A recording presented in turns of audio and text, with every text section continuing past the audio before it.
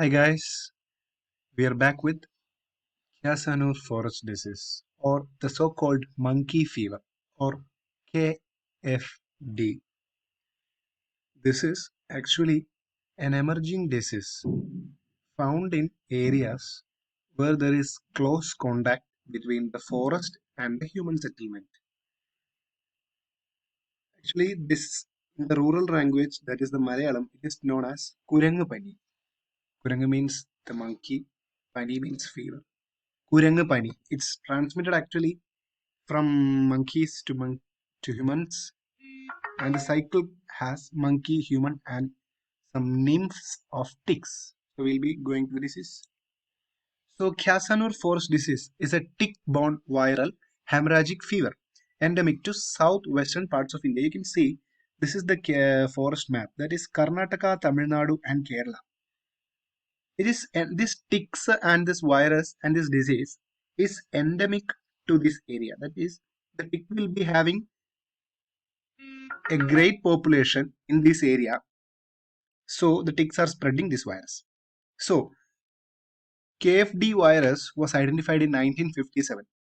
Actually, in 1957, several monkeys were found dead in the Casanur area in the Karnataka district. That's actually Casanur forest area.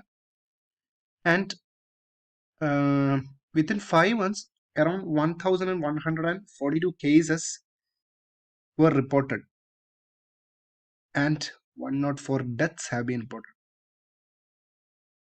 Actually, the hard ticks known as Haemaphysalis spinigera or spinigera are the reservoir of KFD virus, and in their life cycle they carry this virus. So they are the main vector which is mechanically transmitting the disease. Epidemiology is actually this district is endemic in the Shimoga area of the Karnataka and also in the southwest area. That is actually Karnataka and in Wayanad regions of Kerala and also in Tamil Nadu and some parts of Maharashtra, monkey and human cases have been reported. So, actually, KFD circulates through mammals by the bite of Haemaphysalis spinigera. Actually, whenever people are in close contact with the forest, that is forest dwellers, they move forest to find sticks and ticks and these all things for their daily activity. They come in contact with these ticks. The ticks bite them and they will be injecting their viral particles into the blood of human beings. That is actually the transmission. See, the larvae actually in the June season, the adult Haemaphysalis get feed and they become adults and they produce eggs, and the unfeed larvae is produced in the October season and they will be getting into the small mammals, monkeys and birds, and they will become fed larvae, that is they have been fed. Then they will be producing unfed nymphs.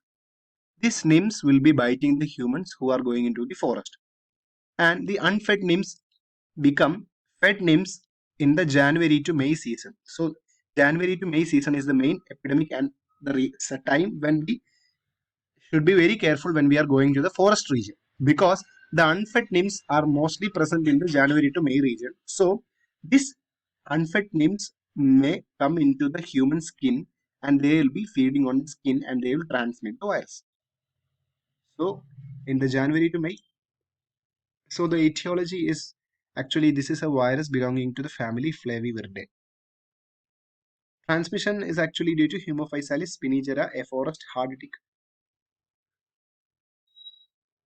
Humans contract infection from the bite of a nymphs of the tick.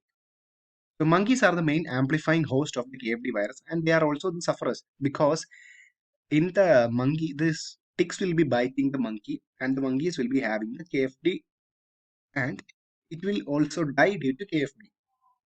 Forest birds are also acting as reservoir host. So this is Haemaphysalis spinigera. So the zoonotic aspect, the larva is going to the nymphs, unfed nymphs is going to bite the human beings. These are forest dwellers, so they will be getting infection.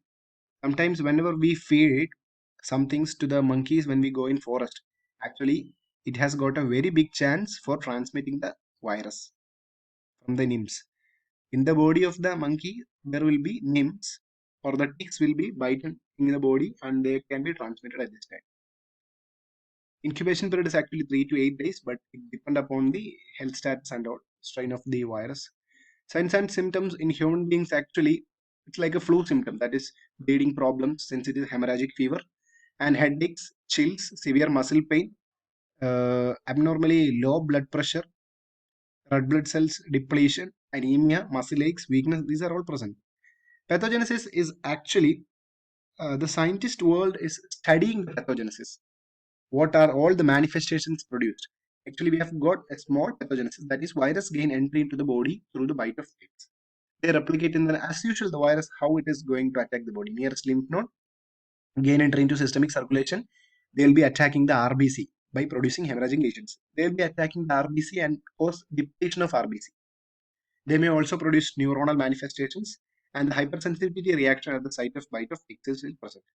So lesions, inflammation of spleen and lymph nodes and reticular endothelial system, severe congestion in lungs. So the diagnosis actually molecular method, molecular detection of the virus by PCR, ELISA, virus neutralization test, etc. ELISA is the best method done in the near public. Treatment has no treatment for KFD, but early hospitalization and supportive therapy is actually needed because we are treating the symptoms. That is, if at all we are having a hemorrhagic disease, hemorrhagic problem, we'll be controlling the hemorrhagic problem, and gastrointestinal disease will be controlling the gastrointestinal disease. We cannot give drugs against the virus, and no such drugs are in the market which can be used to treat KFD. So we have to, since gastrointestinal problem is occurring, the diarrhea will occur. We have to rehydrate and maintain the ionic balance, and supportive bleeding disorder should be treated. Prevention is actually a vaccine does exist for KFD and used in endemic areas of India. That is actually where people come in contact with the forest, and it is not practiced in other areas where people are not in contact with the forest and the cities. Thank you.